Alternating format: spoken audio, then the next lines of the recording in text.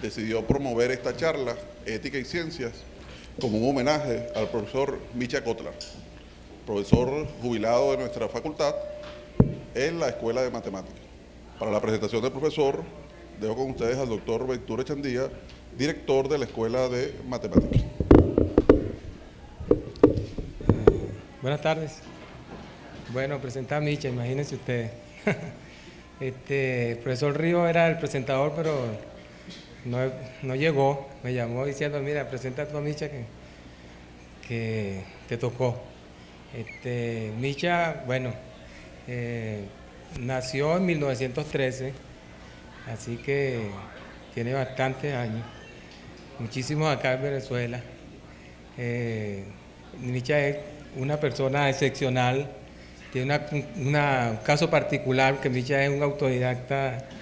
En 1928 aproximadamente llegó a Uruguay, de Ucrania, donde nació, y ya era pianista, pero no había estudiado, no tenía ningún tipo de estudios formales. Tiene muchísimos méritos la situación de Micha, porque el papá era jugador de ajedrez y se ganó un concurso de ajedrez allá en Uruguay, donde se hizo famoso allá como ajedrecista. Y había un matemático apellido La Guardia, que era jefe de departamento de la matemática en Uruguay, y entonces él contactó al papá de Micha, porque Micha, por jugador de ajedrez, porque era un jugador de ajedrez también La Guardia, y contactó al papá de Micha, y Micha se lo presentó, le dijo que Micha era un interesado en las matemáticas, que había estudiado por su cuenta matemáticas, y que por qué no lo invitaba a estudiar en la escuela. Micha se puso a estudiar con ellos en el seminario en el 28, tenía 15 años, más o menos, en el 30, 17 años, y le enseñó algunos resultados que él había tenido por allí, y La Guardia se sorprendió de los resultados que tenía, se lo presentó a algunos matemáticos en el 1931, el 31, sí. Rey Pastor se presentó por Uruguay. En el 34, 35, Micha, 34 se fue a Argentina, y en el 35 conoció a Krishnamurti. Y Micha se dedicó más o menos al hinduismo, al budismo, estuvo estudiando esas tendencias. De ahí a lo mejor le apareció la gran inquietud por el pacifismo. Luego, en el 37 conoció a Janet, que es su esposa. En el 38 se casó con Janet, su esposa, que ahorita está en Argentina, y bueno, yo le mandamos saludos todos. Micha siguió estudiando matemáticas en Argentina, ganándose la vida como pianista, porque es un pianista profesional. Todavía da grandes conciertos Micha. Esperamos que alguna vez que esté por aquí nos dé un concierto de piano en vez de hablarnos de pacifismo. Luego en el 47 dio clase en la Universidad de Argentina por 6 meses, y cuando se dieron cuenta que no tenía ningún tipo de diploma, lo sacaron. Simplemente, entonces, él pensó seriamente en obtener algún diploma, no había tenido ningún tipo de estudio formal, y fue en el 50 donde recibió una beca Guggenheim. En el 51 se fueron a Estados Unidos, y en el 53 obtuvo su primer diploma formal, el título de PhD de la Universidad de Chicago. Luego, bueno, como ustedes ven, ya Micha siguió trabajando fuerte, regresó a Argentina desde el 57 al 66, donde fue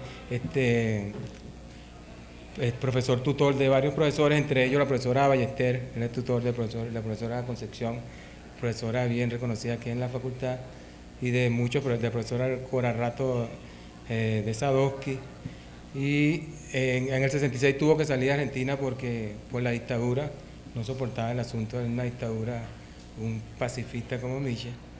Micha ha sido un eterno activista del pacifismo. Estuvo en 1962, Micha llevó al Congreso Internacional de Matemáticas una carta de Bertrand Russell pidiéndole a los matemáticos que no colaboraran con el militarismo, y esa la leyó él allí.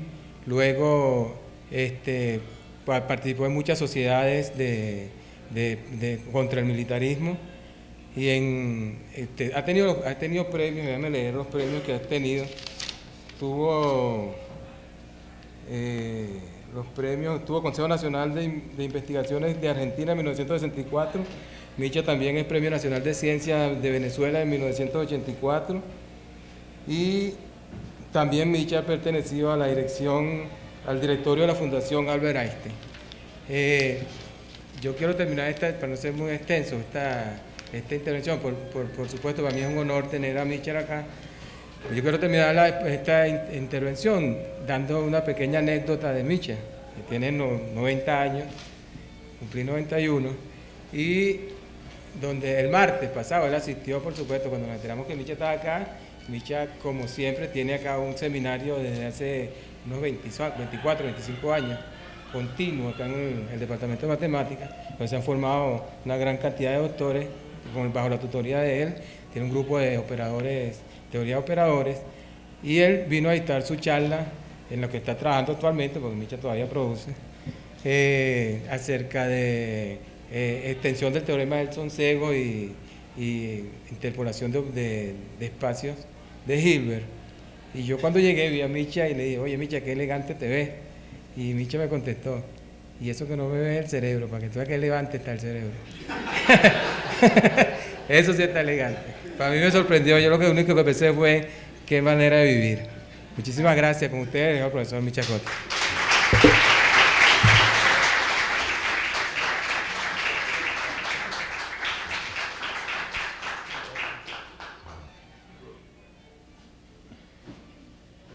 Tengo que hablar allá, ¿no? ¿Verdad? ¿Acá?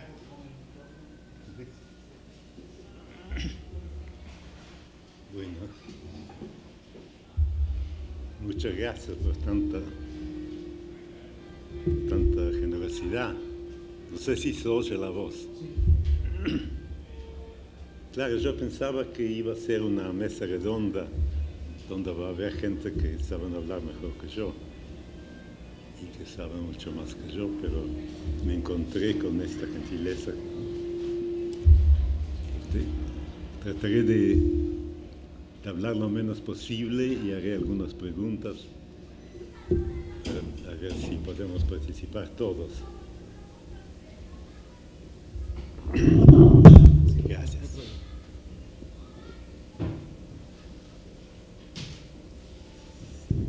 Bueno, me disculpo desde ya si al hablar de esas cosas mi manera de hablar se vuelve algo agresiva. No me gusta la agresión, ¿no? Pero uno no puede evitar, digamos, de sentirse muy afectado por todo lo que pasa ahora.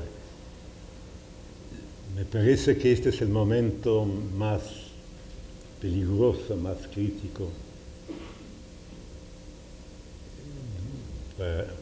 para el planeta entero, para la vida del planeta, y no solamente para los seres vivientes. La ciencia y la tecnología han abierto enormes posibilidades para la destrucción. Antes había guerras de 100 años, 50 años, pero afectaban localmente la vida de las personas. Pero desde el año 14 especialmente, que la Primera Guerra Mundial, comenzaron a usar la ciencia en gran escala para fines militares. Y bueno, esto cada vez se incrementaba el uso de la ciencia, la tecnología, todo eso. Y lógicamente ya hoy día parece que el mundo se presenta una humanidad más bien de una persona, de un mundo loco, diríamos, ¿no? Que participa en una delincuencia, etc.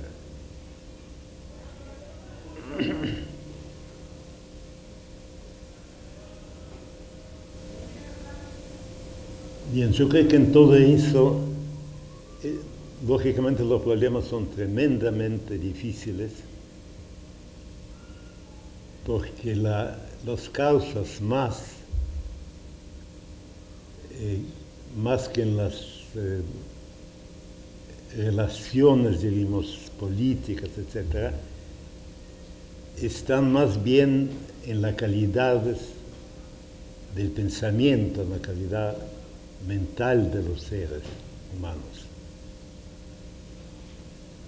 Con la tecnología de hoy día, todos los hombres podrían tener asegurado la comida, el alimento, la vivienda y todas las necesidades básicas. Y en cambio cada vez hay más hambre y cada vez se vuelve más trágica la situación. Y es porque la gente se pelea entre sí. Los mejores recursos, todas las energías son desviadas hacia fines militares, hacia la lucha de los seres humanos entre ellos, o en la competencia.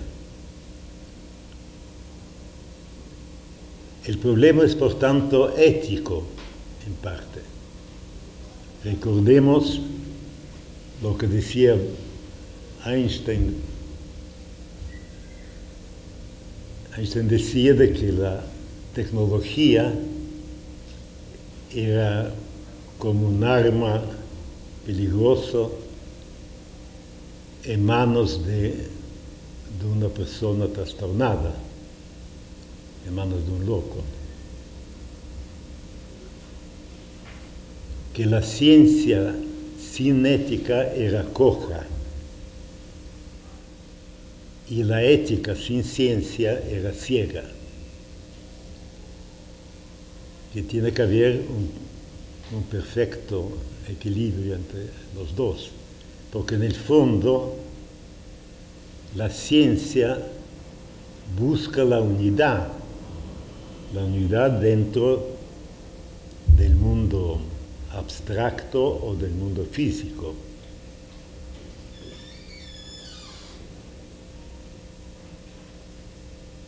La cosa más sorprendente es la unidad que hay, que la ciencia pone de relieve, comenzando con Newton cuando muestra que la gravedad es la misma en la Tierra como en los astros, etc. Y después la unidad que establece Maxwell entre la electricidad y el magnetismo, y finalmente Einstein, la unidad en el tiempo y el espacio. Al final, todo puede reducirse a esquemas abstractas, matemáticas, donde la gravedad aparece como una curvatura, por ejemplo. Es decir, lo más esencial que produce toda la fenomenología en el mundo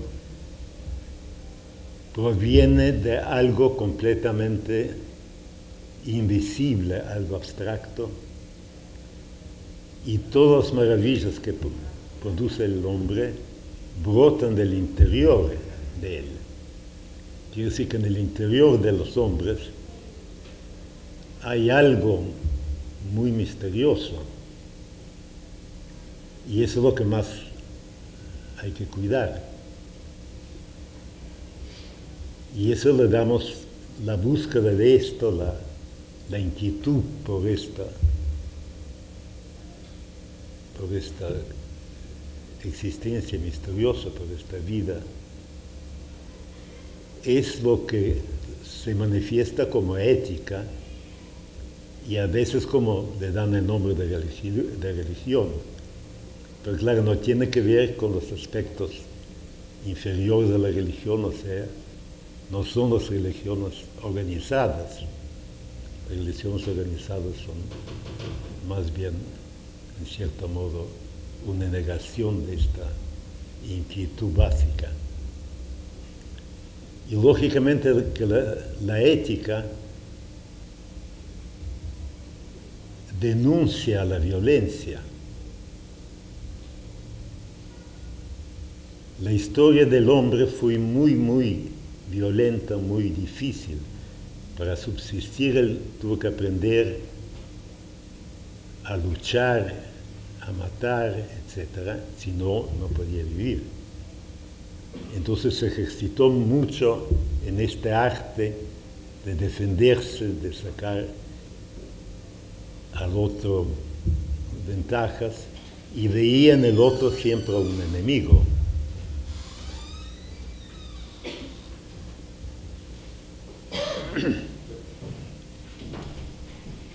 Pero con el tiempo se dio cuenta que la colaboración con el prójimo era mucho mejor, que hacía todos los problemas más fáciles. Que el prójimo no es un enemigo, el prójimo es su mejor amigo. Y la base de la ética es que es una ilusión de que existo yo y alguien diferente a mí. Hay una sola vida, todo lo que uno hace para otro lo está haciendo para sí mismo. En cambio, todo ese proceso histórico del hombre lo tiene prisionero de los instintos de violencia. Siempre manifiesta violencia y la necesita porque la violencia representa un poder, busca el poder de ser más que otro, tener mucho poder. Y por otra parte, cree que la felicidad le van a dar los objetos externos.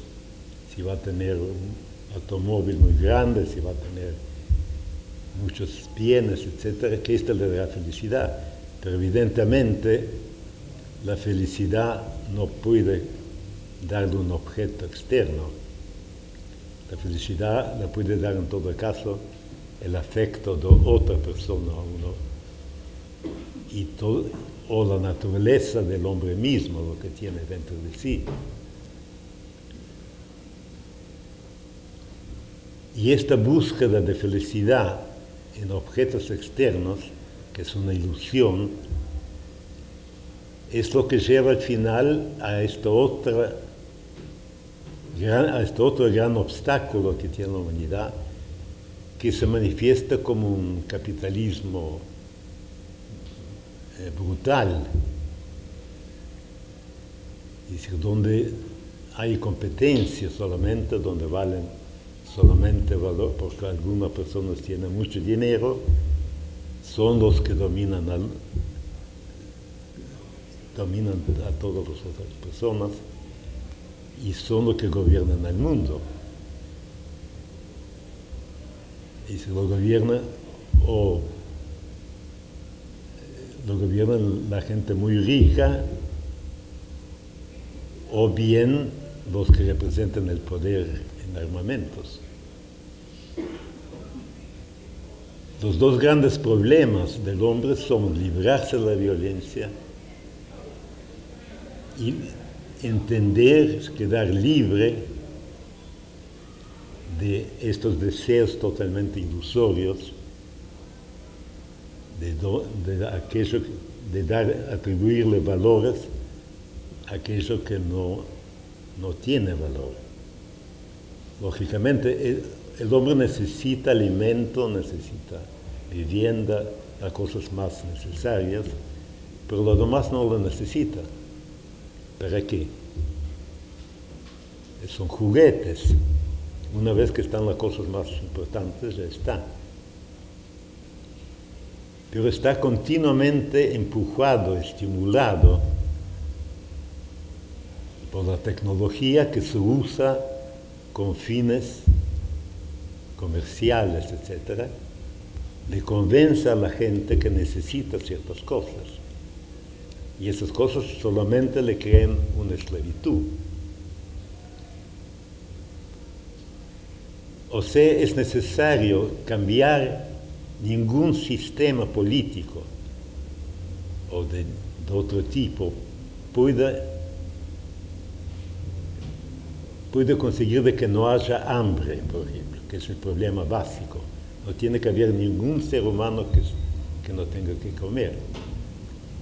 Eso no puede conseguirse con ningún plan económico, político, de cualquier otro tipo. Solamente si la gente cambia, si cambia sus deseos, si ponen buena voluntad, si la gente pusiera buena voluntad, toda persona tendría que tener aseguradas las necesidades básicas. Haga lo que haga. No habría concursos, competencias. La gente estaría enfocada en cosas más serias. Pero para que todos tengan que comer, tiene que haber buena voluntad de no buscar para sí cosas que no son necesarias. La gente tendría que contentarse con lo más necesario y buscar las satisfacciones en las cosas superiores, como que puede dar el arte, la ciencia, todas las cosas maravillosas de cuales puede gozar el hombre. Y sobre todo en otra relación con el prójimo, en una profunda comprensión de lo que significa otro ser humano y ver la unidad. Entonces, mientras que la ciencia realiza la unidad, ya sea en las ciencias físicas o en las ciencias abstractas, la ética realiza la unidad entre los seres humanos. Si la ciencia o la física teórica pone evidencia que no existe materia como tal, intrínsecamente no hay materia, sino la materia es una sombra de ciertas leyes universales, manifiestan ciertas leyes universales. Ahí sí hay realidad, aquello es real, pero lo que nosotros creemos denso y real, todos sabemos que no es. No creo que eso es muy denso, pero hay más vacío que cualquier otra cosa.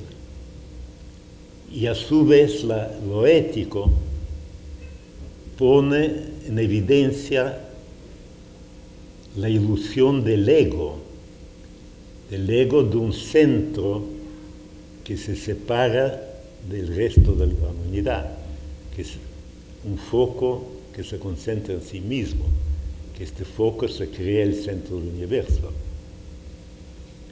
Pero este ego es tan solo una sombra de algo que es real. Y lo que es real son también ciertas leyes éticas, etc. O es real aquella vida misteriosa que se manifiesta en todo. Un pintor no busca la forma de los objetos, busca lo que hay detrás de la forma, la vida que se manifiesta detrás de la forma. Y así todos los artistas, y lo mismo hace la ciencia, no de otra manera.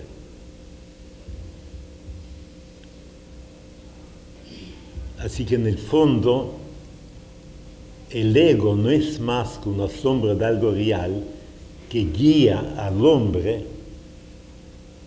lo señala al hombre que existe algo, como la materia le señala al hombre de ciencia que hay algo, que son leyes universales. Y por eso que la materia es tan importante para la ciencia, porque le sugiere siempre al hombre, al científico, pero después resulta que eso que ocurre en la materia ocurre en los números, en cosas muy abstractas, etc.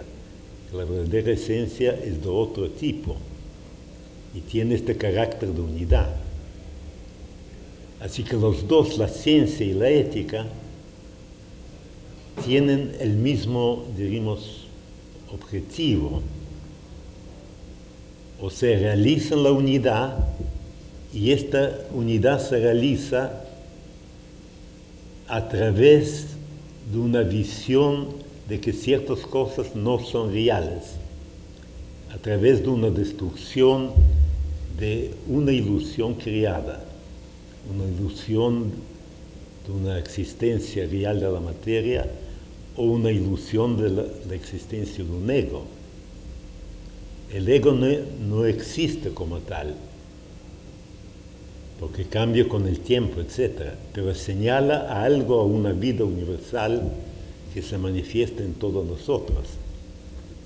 Así que lógicamente la ciencia denuncia a las guerras, a toda la violencia, etc., son algo incompatibles. La ética es incompatible con el militarismo. Eso no quiere decir que el militar es diferente del civil. Los dos son seres humanos igualmente dignos. Pero el militarismo es muy diferente porque enseña aquello que es falso.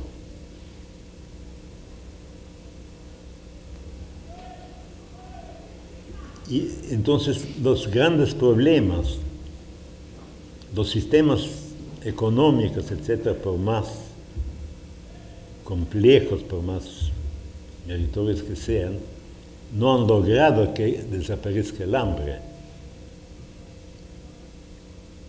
Porque la gente se entrega a caudillos, a políticos ignorantes, etc. No hay condiciones mentales adecuadas y hay siempre lucha entre la gente.